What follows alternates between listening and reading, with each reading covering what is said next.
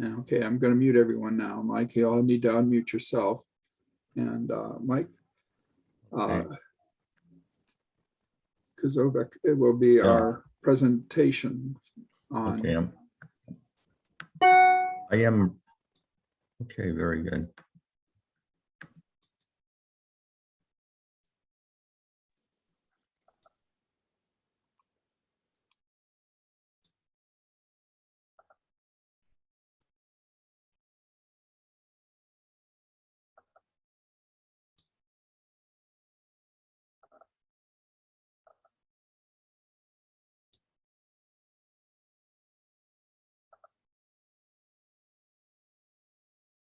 Okay, there we go. Finally unmuted. Now can you hear me? Yes. Thank you, John, and the actors. It's good to see a nice crowd here. Anyway, we've had a pretty good number, and whether you call the infinite power in and surrounding you God, Jehovah, Mother Earth, whatever, you are welcome here as we seek a common spiritual bond. The subject today is creative writing as a form of spirituality. After a short introduction, I'll open the floor for your comments and questions. Following that, a group of fine actors will read my 15-minute play, Saving Moses, and some will remain afterwards for a talk back. I've been writing for most of my life in one form or another, as you too have, in notes, letters, emails, diaries, and other forms. Some of us just expend more time and energy doing that. For many years, I've written poetry, and the last 15 years, haiku and other short verse stories and plays. Our drawing inspiration from nature and becoming one with it through our five senses is a spiritual experience we may write about. We observe and reflect upon the God abounding world around us, around and in us in a variety of ways. I'm going to share my screen.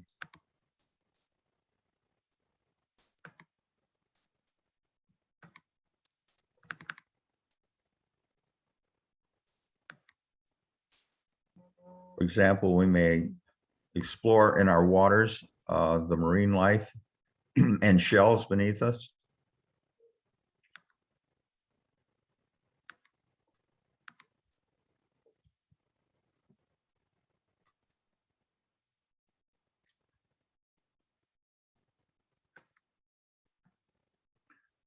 See the beauty of wildflowers in a meadow, smell their fragrance.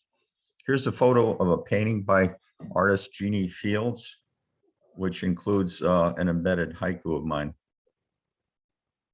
Don't look for a 575 syllable count here. Japanese sound breaks include, well, are shorter than English syllables. In several cases, as short as a vowel. So for many of us, the emphasis is substance over form. Wildflowers color the field, open air art. Wildflowers color the field, open air art.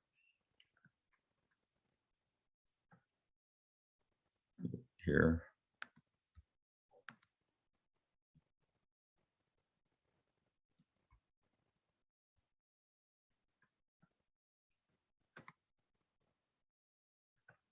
This one's a little distorted to get it all on the screen. We may walk the shore where sea and sky meet and merge. Another haiku within Jeannie's painting. After the storm, summer's rainbow at the edge of the earth. After the storm, summer's rainbow at the edge of the earth. Is this also a metaphor for how the person in the painting may be feeling? What do you feel as you see this work? In addition to the natural world, we may choose to observe and write about human nature too, others' manners of expression and behavior, see and hear them laugh, cry, hear the stories of their lives. In creation of a work, we, as has been said about visual artists, something outside them, something spiritual, a force beyond self may drive the paintbrush. So also with poets and artists, you too, when you open yourself to it, see, hear, imagine the expansive world beyond the particular. In that vein, a few more.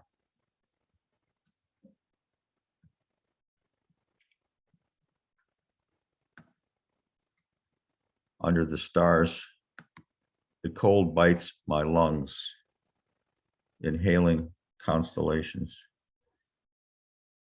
Under the stars, the cold bites my lungs, inhaling constellations. Diving off the cliff, I slip inside the sea. Diving off the cliff, I slip inside the sea. Old hat, I misplace my sense of wonder. Old hat, I misplace my sense of wonder. Let us not misplace or lose our sense of wonder. Now for your questions as well as comments about perhaps about your own writing experiences. We have a nice audience today, so please keep these short. I'll stop my share.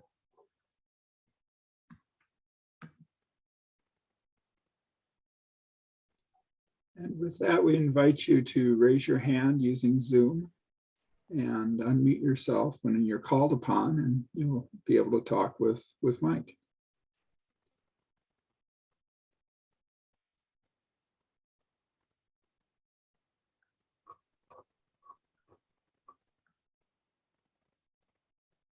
So far, we don't have any hands raised, but while we're waiting, Mike, I enjoyed the painting very much, and the haiku is a wonderful form. Thank you for sharing that. And we have a hand raised, Betsy Danner, or it's either Betsy or Vance. So go ahead and unmute yourselves and chat with Mike. Mike, thank you for sharing that with us. And I'm curious, what do you do to get yourself into your writing space? And do you find some days it's you're with it less time than other days? Some days you get caught up in it? I'm just curious how you get in your space and how long you allow yourself to be there. Well, thank you, Betsy. Yeah, I think getting out and taking a walk even helps me. Well, we have contemplative prayer, just a little bit of a silence too, maybe centers yourself and you're able to get there. Also, there are days actually when you don't feel like working. I find that sitting at a desk can also just being there and it may come up once you're centered. It's just allotting the time for it. So there are a variety of ways that help. Also, conferences seem to stimulate group discussion about this subject, other people's work and talks. I think that also helps. But I think may wake up in the middle of the night or something and have a notepad, or just walking down. A writer's supposed to always have a paper and pencil. You may get a flash of an idea, and some of that may not work, but yeah, that works for me. Thank you. And it's Ron Carr. Ron Carr, yes, Ron. Hello, Michael. Hey, Ron. From earlier conversations about my students, you got me writing tankas. And I hope Mm. you'll talk a little bit about those. And for source of writing, I've had a lot of fun with Maria Shriver's Sunday blog, redoing statements that she's made as found poetry. And a prime example of that is the description of the autopsy of President John F. Kennedy, rewritten as a found poem by condensing phrases and words and so on. Maybe you'll talk a little bit about that. Oh, yeah, I haven't seen the Shriver. Thank you for mentioning that. That sounds very interesting. It is. It's very well developed, and she's very spiritual. Mhm. Oh, great. Well, I can comment on Taka. There are various forms of what was short verse, haiku, etc., haiban, with a story and prose, haiga. We have usually a black ink painting of very simple, but a haiku attached to it. Taka is actually the first form, and in many ways in 1900 AD, about, or before. It could have been even before that in China. There was a form of lyrical poetry called waka, which was sung to, so it was very more lyrical, and that really began it all. And Taka came out from that, because it is more lyrical than haiku. Haiku is a little bit more just observing what is. Taka brings a little bit more of the feeling. It's also five line. In some traditions, 5-7-5, 7-7, but syllables. But so I've written those too, and I've enjoyed that. Thank you, Ron. Our next, Michael. Need to unmute. Thank you, Ron. It's Rita. Okay. It's my hand. Mike, could you speak a little bit about how your spiritual life and your writing interface, like which came first? Did one enhance the other? One enhanced the other. That's good. I haven't really thought of it in that way, but yeah, I started writing for a church pamphlet there for a while. It's basically my poetry, that group, but it sort of blended in with that, and I got that feeling of being, one with the all and one with the whole, and it brings you to that space beyond the ego, and I think it's all developed separately in some ways too. The writing is lurched ahead, and then maybe the spirituality, and I don't always write about that, of course, because it's kind of can be a situation where words can't really capture that sense. You try to do that the best you can. So I think that I don't consciously. I think that if I see nature through the five senses, if I use my five senses, then my belief is that the whole, the spirituality, you can connect with that. As I mentioned, the particular into the all, and it's all connected. We're all connected, and that's the idea. That's what I try to strive for in a lot of my writing. Thank you, Rita. Michael, while we're waiting for someone else to raise their hands, I have a question for you, and then also just to share a thought. The question would be, how do you see journaling and your creative writing? How do those mix? Do you journal? What are your thoughts on journaling and it's part of creative writing?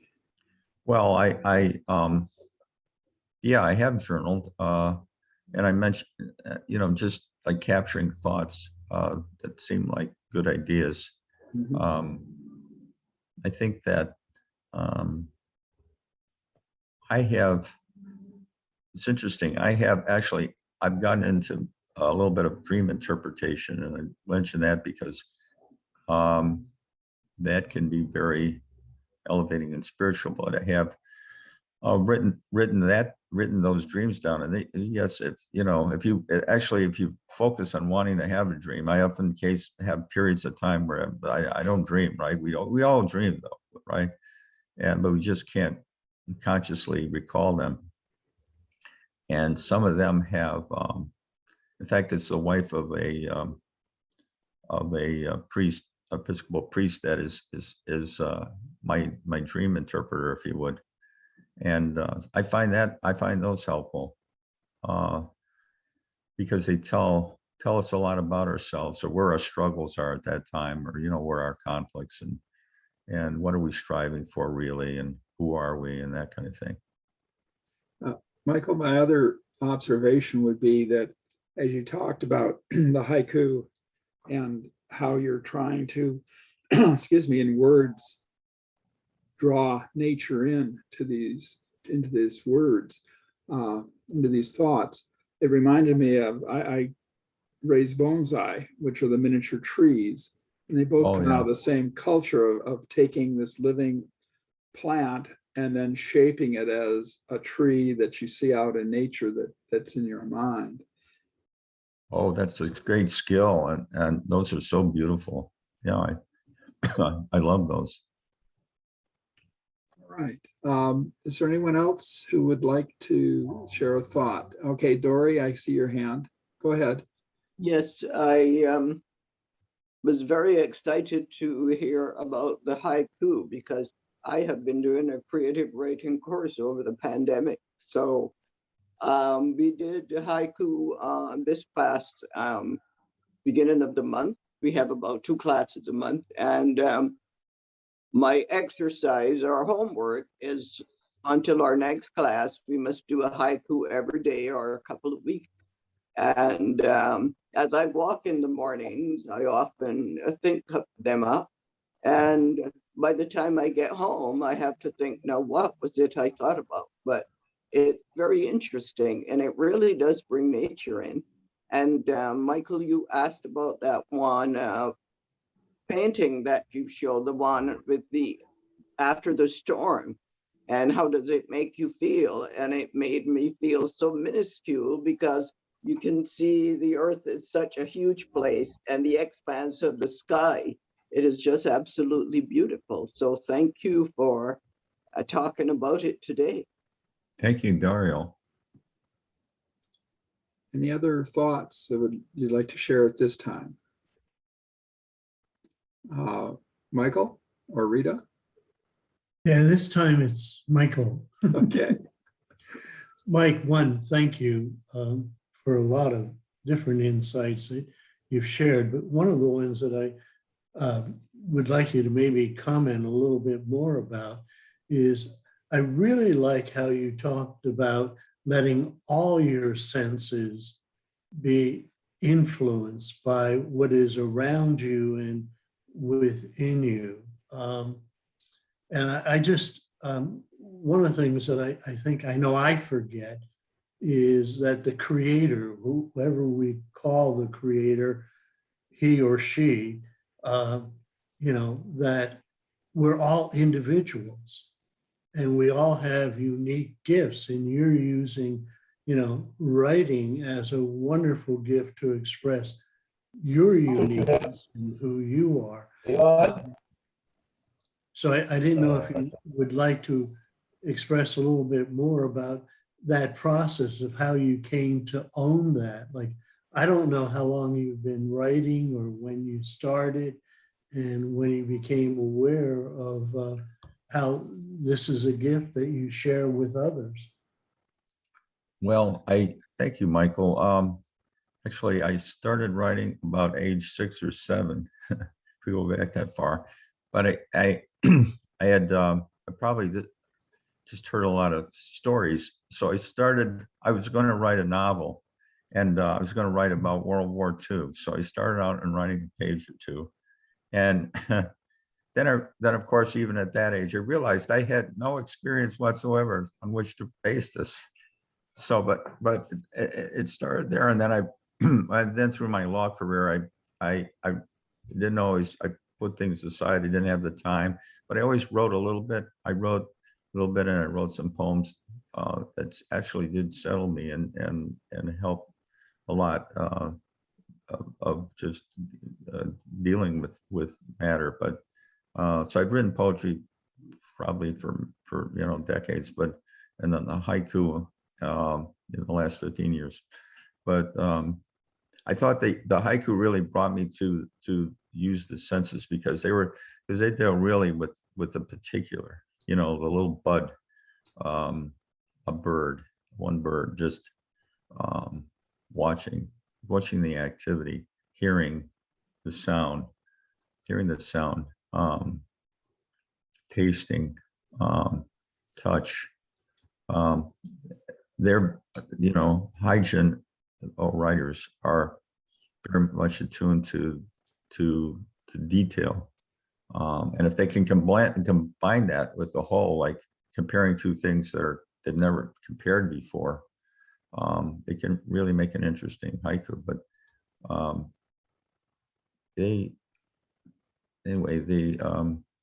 I think that, and then combined with the spiritual, well, just being of the whole, knowing that we're all in this together beyond the ego. I enjoy reading as much as writing. I probably enjoy reading more, and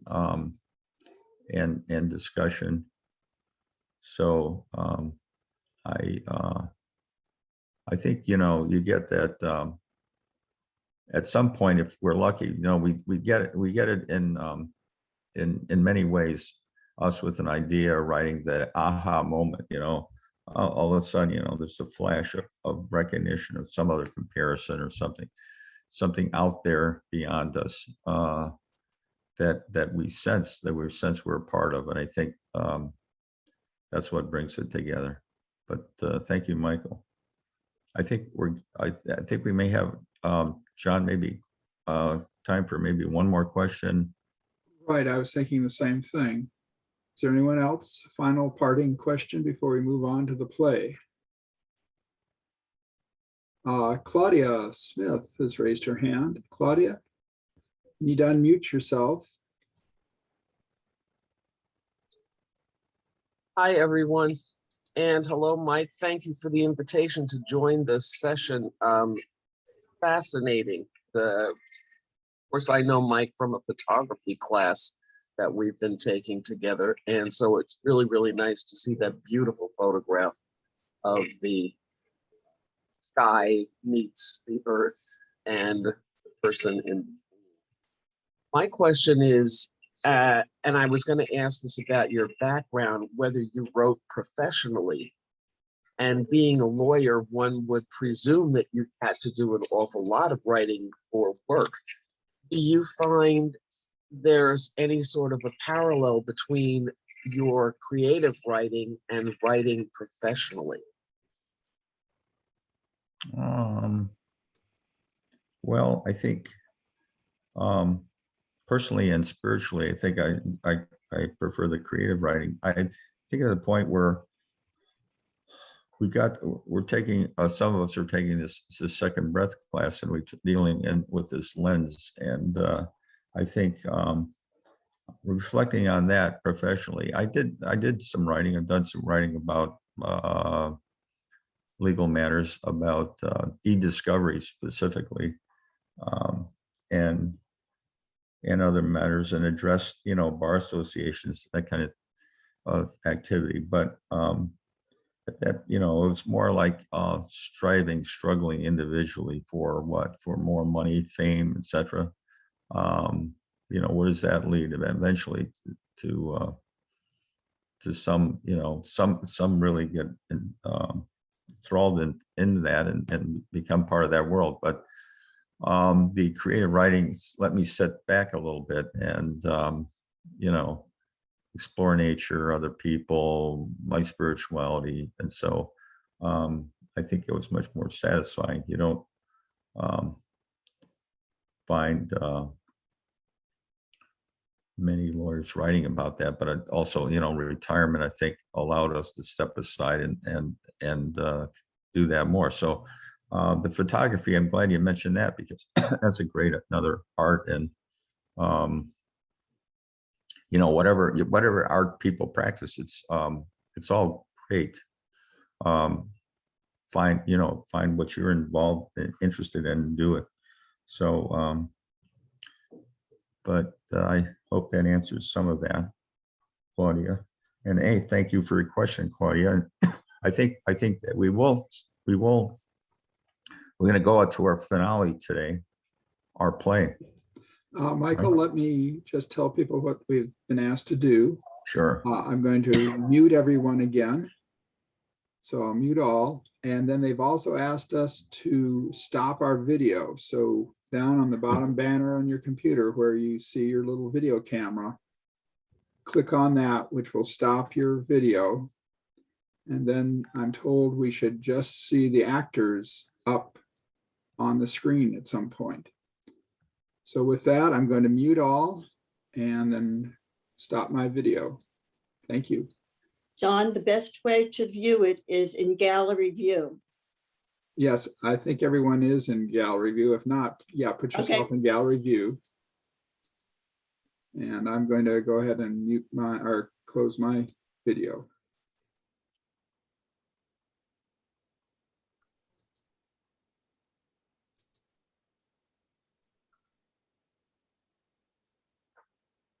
We'll begin now. The narrator should. Oh, well, I'll just start.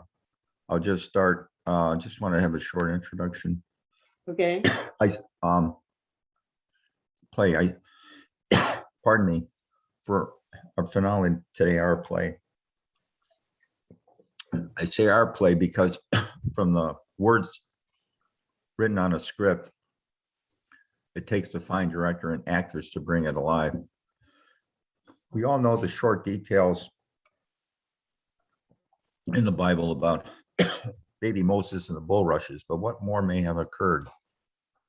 What twists and turns, particularly with the three strong women involved, and what ending now? What ending today? Let's find out. Okay, so I'm going to turn it over to you now, actor leader Joni Anton. And I will turn it over to our narrator.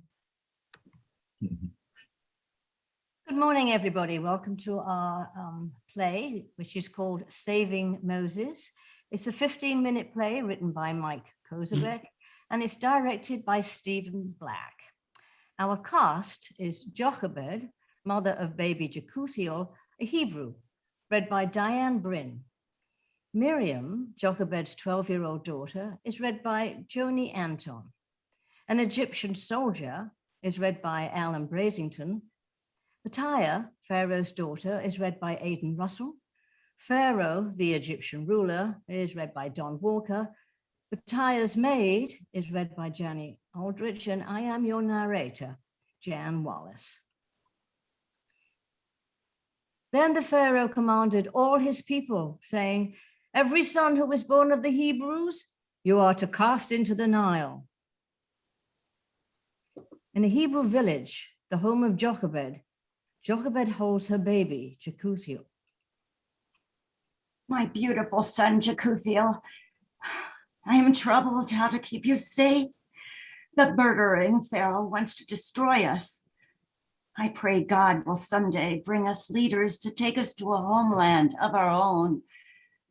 For now, rest peacefully in my arms, precious Jekuthiel. Jochebed hums a lullaby. Suddenly, Miriam rushes through the door, breathing hard. Mama, the Pharaoh's soldiers. I ran as fast as I could. Oh, sit, child, catch your breath. But Mama, the Pharaoh's. Oh, what is it? What is it, child? There are soldiers in the next village. They've ripped infants from their mother's arms. Such wailing of mothers and babes. Oh, their hearts were cut from their very souls. I heard the soldiers say they were headed here next. I am not sure. Oh, pray God what we should do, Miriam. For now, let us place Jekuthiel in a basket and hide him in the bulrushes along the Nile. Then we'll think of a better plan. Take your brother there, Miriam. Stay nearby to make certain he remains safe. I shall give you my milk to feed him. Then let them come. Yes, Mother, I shall do my best. Jekuthiel is placed in a basket and Miriam leaves with the child. A short while later, a soldier appears at Jochebed's door. I must search this home. Oh, yes, certainly. The soldier searches without success and becomes angry. Where is the child? What child? We received a report that a baby's cries were heard coming from this home. I see an infant's clothes and such here. Oh, yes. I was caring for a neighbor's daughter and have returned her to her mother. Who is this neighbor? I need not say, sir. Such insolence! Watch your tongue, Hebrew woman. The soldier unsheaths his sword and points it at Jochebed. Where is this child? I could skewer you right here, woman. Someone will carry your body away, and this would be the end of your miserable existence. I meant no harm, good sir. Oh, spare me, I beg you. I don't know where the child is now. I have eyes in this village. They will be watching you. Hours later, at the bank of the Nile, the Pharaoh's daughter, Batiah, bathes near the reeds. Sounds like the cry of a baby. Maid, go see what that is. As Batiah leaves the river and dries herself, the maid searches and returns with the baby Jekuthiel in a wicker basket. What a beautiful babe. Left here among the reeds, abandoned? Search for the mother. The maid leaves and after a short time returns. I found no one nearby, ma'am. Well, let us take the infant back to the palace. But this child is dark-skinned and male. Perhaps one of the ones the Hebrew Pharaoh, one of the Hebrews the Pharaoh ordered to be drowned here in the Nile. Do as I command you. Yes, my lady. As they depart, Miriam continues to follow them secretly back to the royal palace, then runs back home. Mama, it was horrible. I sat there terrified. I didn't know what to do. At first, Oh no, Jekuthiel? Pharaoh's daughter came to take the river and with her maid and has taken him to the palace. Oh, you must go there at once. Later, outside the palace. Mother, you're trembling, locked within yourself again. Trembling and praying. What will happen to the baby? I don't know. God knows. Jekuthiel could be dead already. Why is the Pharaoh so cruel? Because we do not honor him as a god. He treats us as slaves and fears we threaten his rule. I have seen Egyptians throwing babies into the Nile. Pray as you never have before. You say God always answers your prayers. That's true, but often I don't like the answers he gives me. Where is Aaron when we need him? He's gone off to the wilderness to camp with friends for a while. He never offers to take me. Thinks I'm a nuisance. I'll tell him he must. How long must we wait until someone comes out? I am weary too, Miriam. At the palace. The gods have sent us such a lovely child. The beholder cannot help but love him. Pharaoh, Father, I mourn that I am without child. Let us adopt him. Do you not know the decree of the Pharaoh? That all Hebrew male infants be drowned for our sake. Yes, sire. And yet you would defy the Pharaoh's decree. Please, I beg of you, sire. spare the life of this child for my sake. The law decrees that who shall defy the decree of the Pharaoh shall also be put to death. No one is exempt from such law. Certainly the Pharaoh will not murder his own child, and this child is like my own, therefore your grandchild. But not of my blood nor yours. I grow old without child, father. Let him be raised as one of us. He may be useful to us controlling the Hebrew slaves. No one may defy the decrees of the Pharaoh. Guards, take this child away.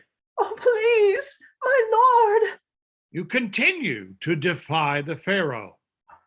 Your daughter at your knees begs you. You know I love you, child. More than my rule, more than my life. Your heart has touched mine also.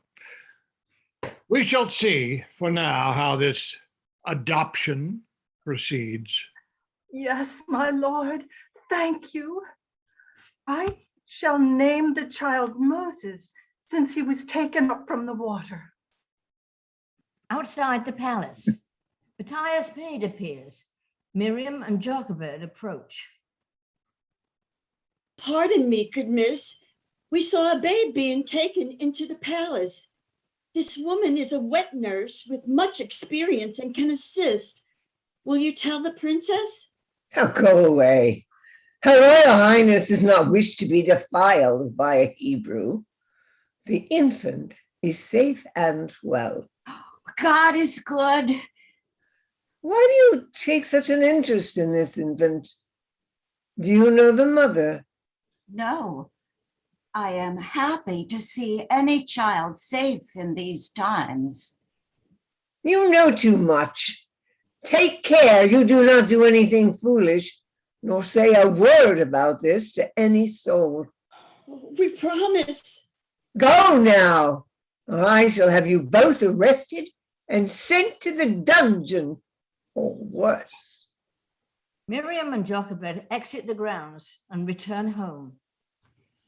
Mama, Jekuthiel is safe and well. Let us rejoice. Yes, indeed. But for how long? I am his mother. I cannot abandon him.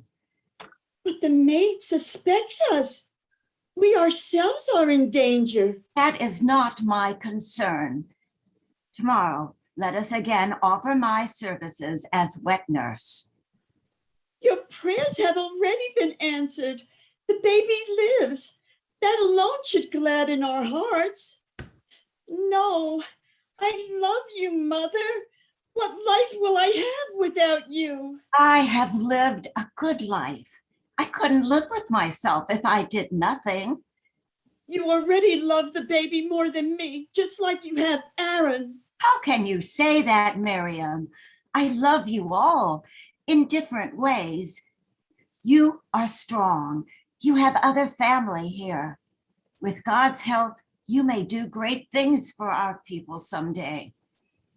I don't see how. Start by staying home tomorrow. Yes, Mother. Next morning, in front of the palace, Jochebed sees the same maid. Pardon, ma'am. We spoke yesterday of an infant taken into your household. Yes, you an insolent and curious one.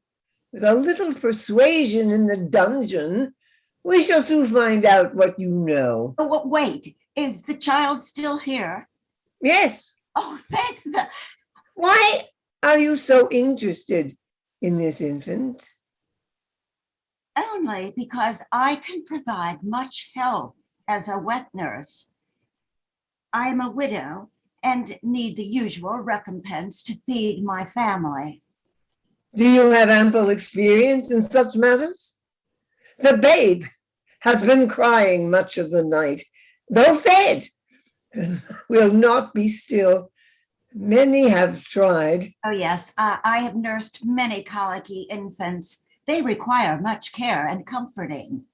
Very well. I shall ask Her Royal Highness if I may bring the infant to you. Wait here.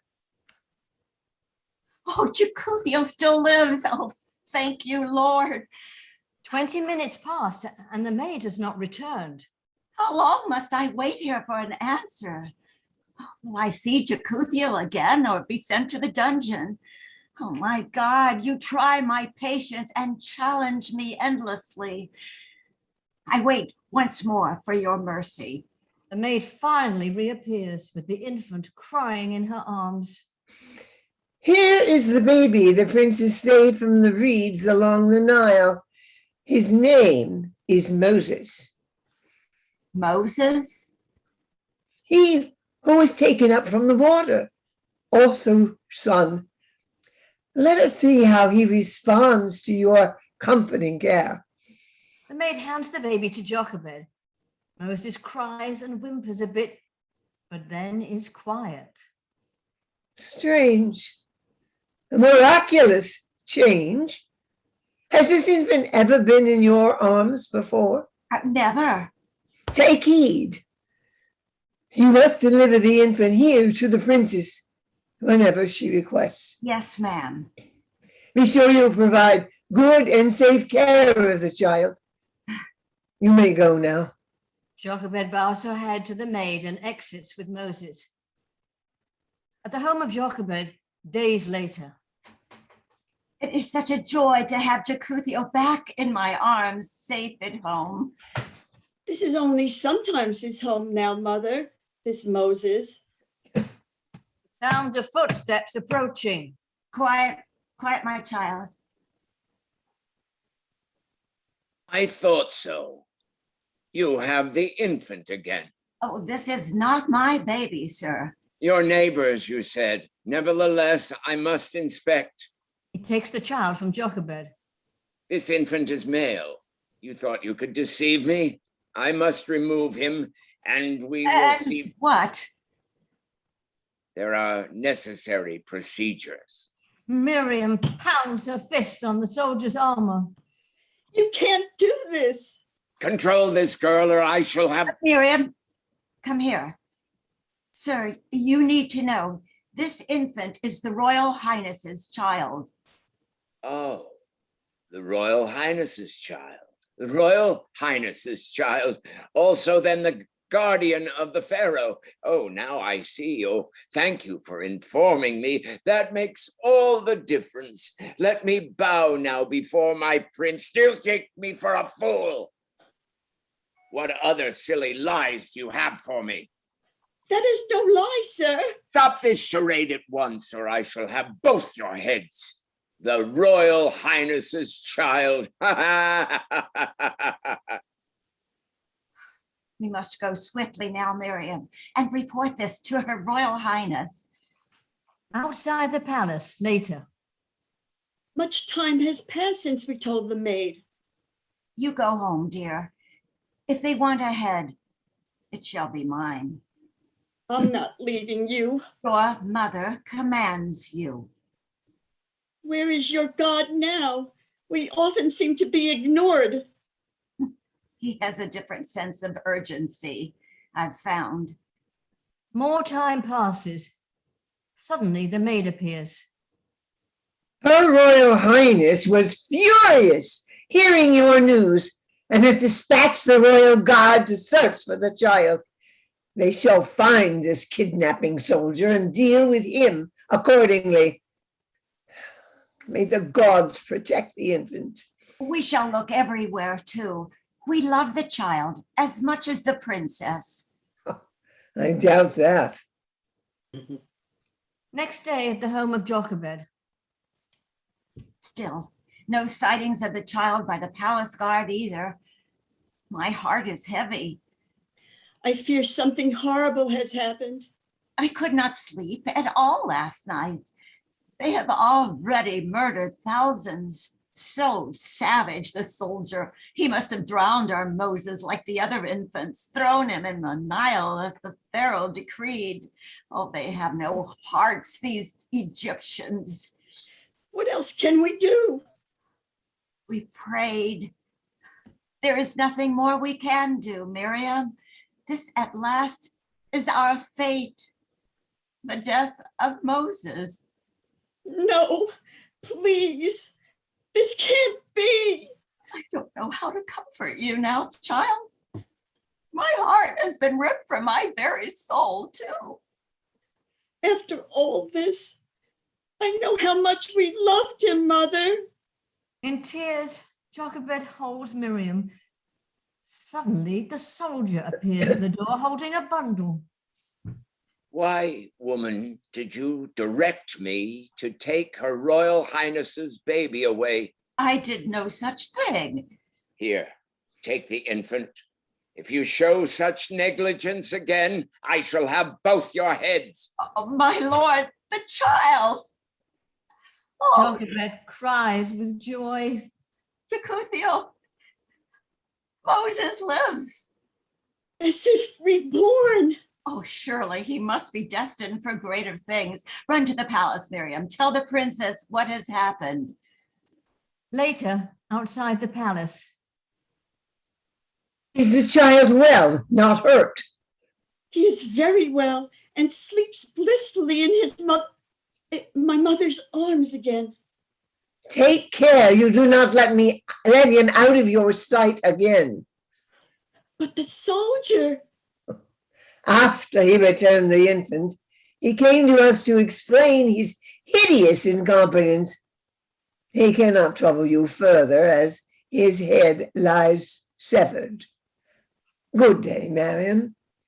Her Royal Highness asks to see the child again tomorrow. Yes, ma'am. As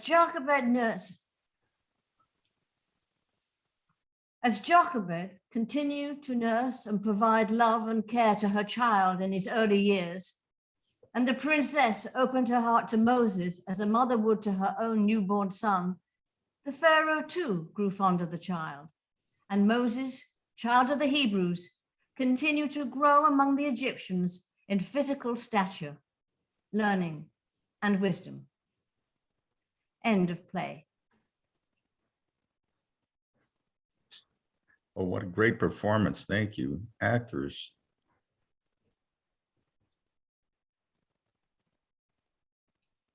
And Thank you very much. you can turn, let's see, you can unmute themselves, huh? Yes, will be opportunity now, Mike, to ask questions. Is that correct? Yeah, it's opportunity now for your questions to the cast, and those, you can raise your hands as you did before to be recognized if you would, and you can direct your questions to all the cast or to an individual actor directly. All right.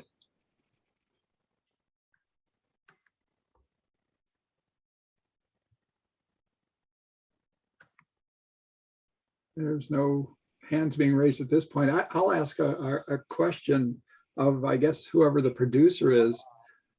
This is the first time I've seen this technique where you were able to just bring up the individual characters on the screen as they were speaking. Was that something that you were controlling as a producer, or was that just the computer itself handling it? Dawn, do you want to answer? Every actor was in charge of turning their own camera and microphone on and off. Ah, very good. Well, we have our first question from Mary, and go ahead, Mary. You're muted, Mary. There you go. I don't really have a question. I just wanted to say what a lovely play, Mike. Really enjoyed it. Thought the dialogue was really superb. Thank you, Mary. One of my fellow writers, poets.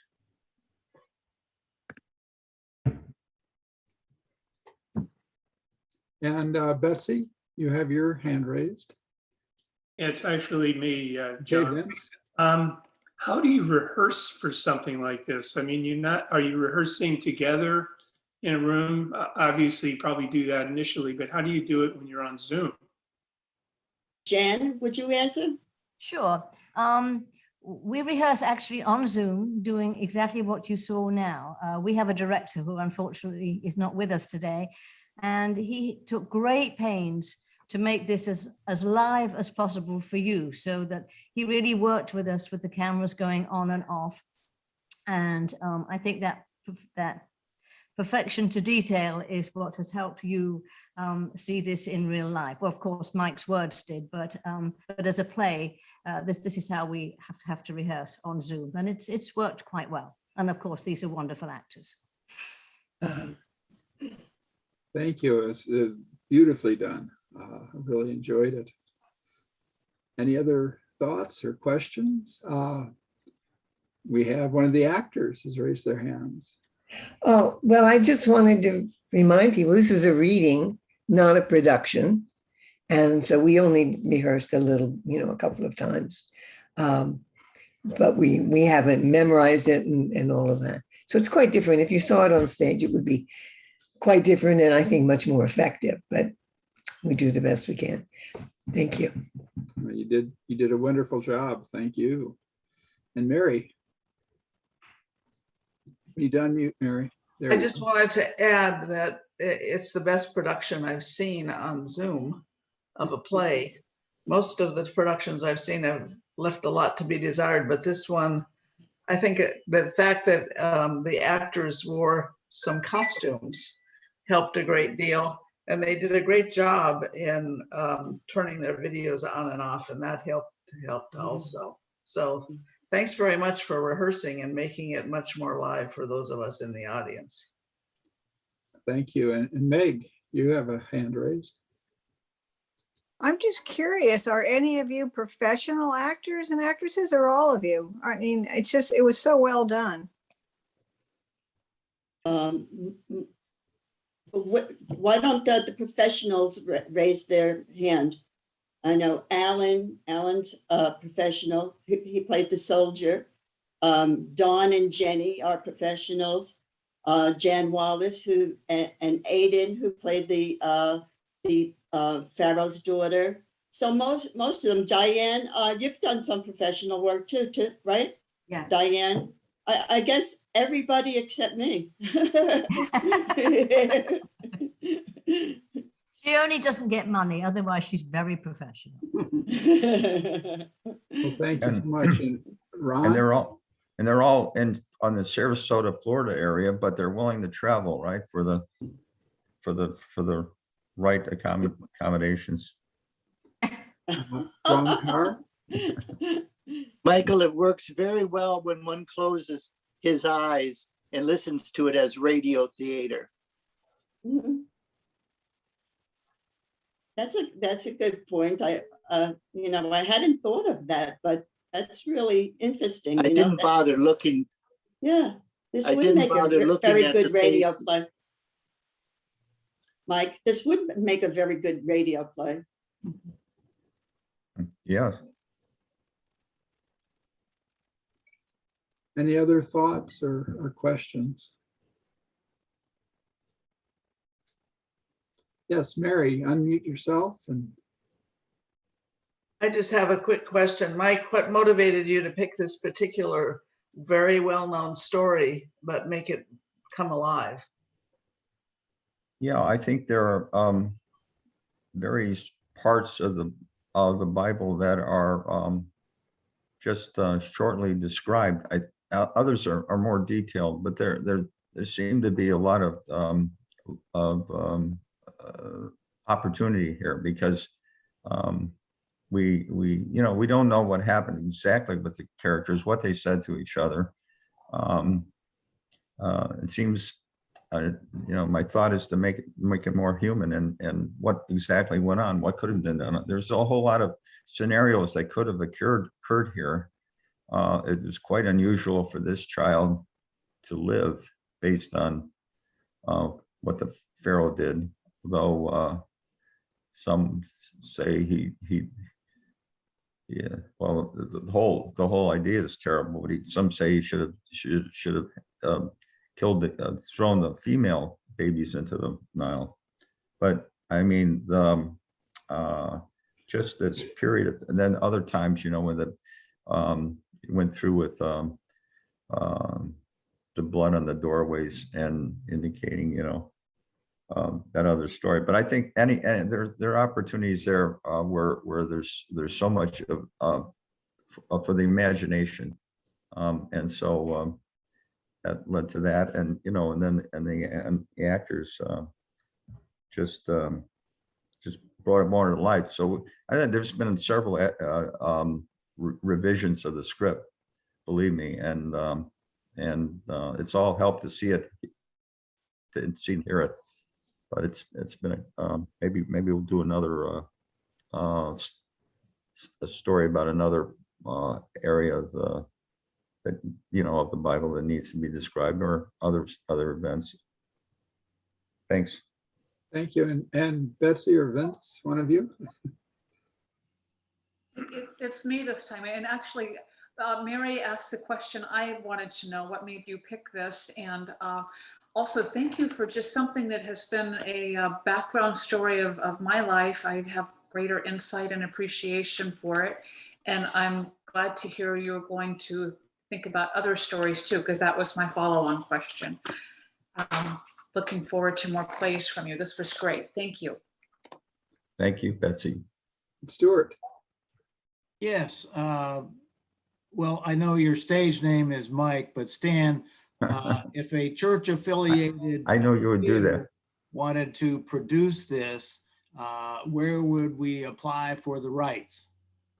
Oh, yeah, Stu, you would just email me, and I may even, I will give that to you for free. I would love the opportunity to have it presented. Stu is on the board of directors of a Act well, One, it's Alpharetta Christian Theater. Christian Theater, and to have that produced on the stage would be just what is wonderful to see. And yeah, so go to it and we'll talk about it. Thanks. Which Email. brings me to my next question. I had to leave a board meeting this morning to come to this Zoom call. Can I get a copy of the recording to share with the rest of the board? Oh, sure. Yeah. We can, it's a large file. We can email that to you, or it'll also be on the CST website relatively soon. Mike, I think you have to ask the actors permission to do that. Oh, yeah, absolutely. Yeah, absolutely. Pardon me. I haven't done that before. Yeah, well, we'll send an email, and if they're willing to do it, otherwise, I mean, you can have the script. That's for sure. Okay, that'd be great. Yeah. Well, if the Pharaoh is still on, it looks like if he approves it, then y'all have to go along with it, right? Yeah, actually, it has been approved for public viewing on the CST website. So without even mailing it, I mean, you just have to go to that link I included in the Zoom with the Zoom link for the recording. And if you go to that, you'll be able to view it publicly, and that's been cleared by the actors. Mike, we don't have. Well, we do. Janine Fields has a question. It's Jean, and I just wanted to know what kind of biblical research Mike did to develop each character, and whether he found reference points in things that are not covered in the Bible for the information that was conveyed. Oh, yes, there was a lot of material I worked with, just the name of the characters and who they were. You can imagine the child's name was different at birth, and so there was a lot of historical, maybe through biblical interpretation, and I've got sources for that. I've got also my email at the chat, and if you have any further questions and comments, or you can email me that question, and I'll try to find those sources I worked with. And thank you. Yeah, Mike, I've got one thought that I wanted to share with you, Sure. and that is, in a sense, you've demonstrated one of the forms of meditation, which is where we can, for instance, take a Bible story and put ourselves into that story as one of the characters. And I wonder, do you ever do that in terms of your meditation? Oh, no. I guess I tried in writing to imagine myself as any of these characters as we're developing the dialogue, but I haven't. No, it's an interesting thought. All right. And Michael or Rita have their hand raised. Yeah, just to follow up on what you had just mentioned, John, Ignatian spirituality invites us to use our imagination with scripture to place ourselves. And this goes back, Mike, to what you had said about using all your senses.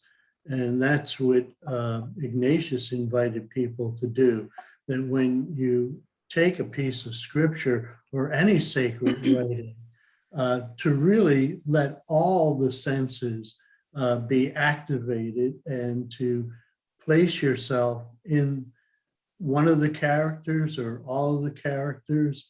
And you've done a great job with that. And the actors brought that to life. I mean, this was exhilarating to see. And I just want to, congratulate all of you, Mike, for a wonderful presentation, and for the actors, a wonderful awareness of how to bring life to each of the characters. Giving their time. And we thank you for the time that you gave so we all could be enthralled and enjoy and just let things grow. I know on a personal level, one of the things that I really liked, Mike, and that the actors really brought to life is when you question God. I love those questions of where was God? How is God answering our prayers? Those are universal questions that really are significant. So I really just want to thank each one of you for this wonderful insight, presentation. I sit here in awe of you. Thank you. Thank you, Michael.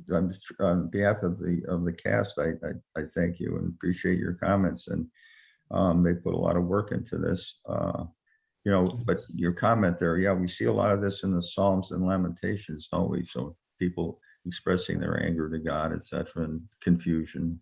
Thank you for bringing that up. It's been a wonderful privilege being here with you. I don't know if there are any other questions. We're sort of run over our hour.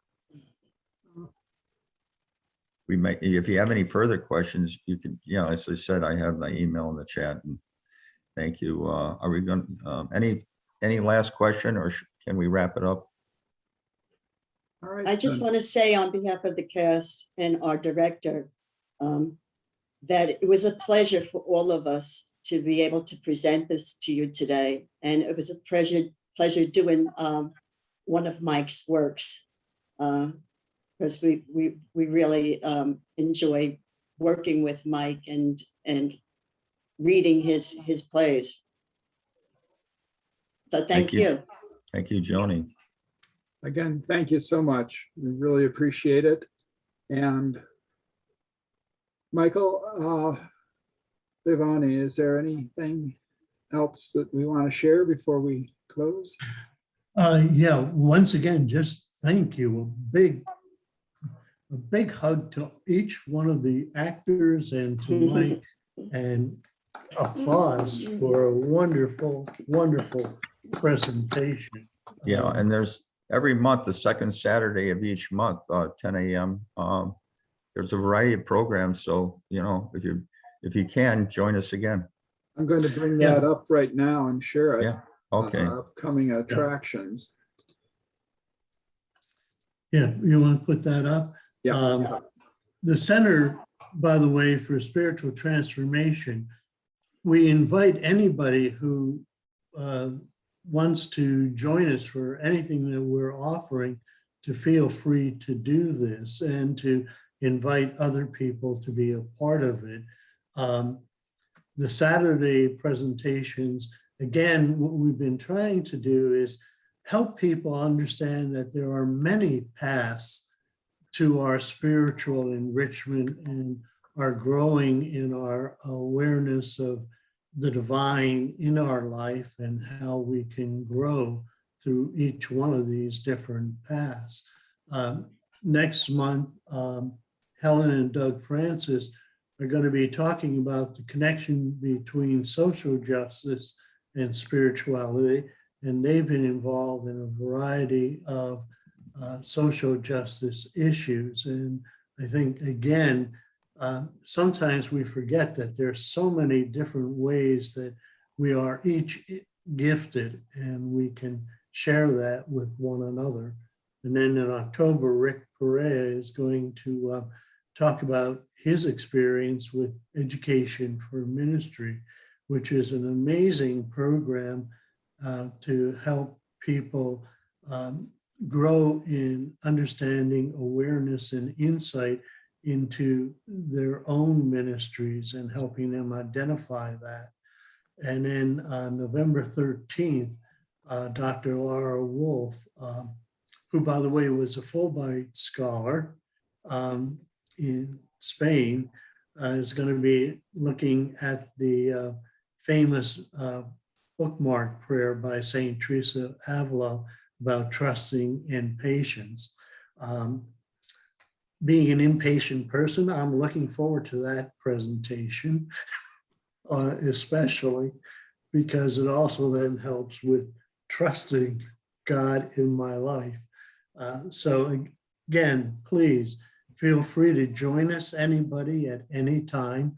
The Zoom ID and passcode is on the screen. It's the same for every presentation. So anybody who wants to come back, feel free to do so. And if you would like to suggest a topic or something that interests you, please let us know. You can email us or call us and share your ideas. So we want to hear from you and want to be able to respond to your ideas. So thank you, one and all. Thank you. Well, thank you, everyone. Blessings. Have a wonderful day, and we'll see you next month. Take care. Thank you. Namaste. God bless everyone. Thank you, Mike. Thank you, Mike. Welcome. Thank you. Thank you all.